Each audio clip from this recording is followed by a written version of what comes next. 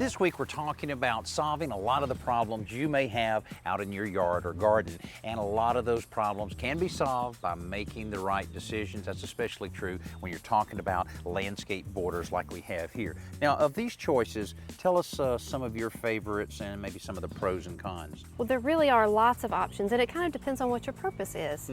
For example, this one is really easy to install. It just taps right down into the ground, but it sits on top. It's not going to keep those roots from going underneath. It will hold back your mulch and it will give that visual line, but that's about all that one will do. And this one must, with it having the points on it, must actually drive down into the ground. I wonder how successful that is. That can work really well. You just tap that gently down into the ground.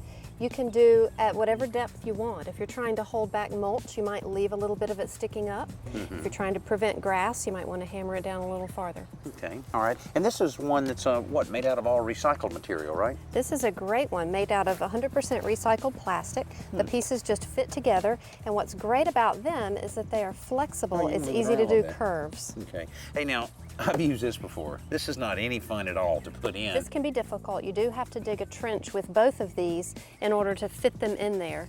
And then you can decide how deep you want it. But with edgings like this, if you get it too deep, your mulch is going to spill out. If you get it too shallow, it's going to pull out and fall out into the yard. So you have to be sure that it's really firm in the ground.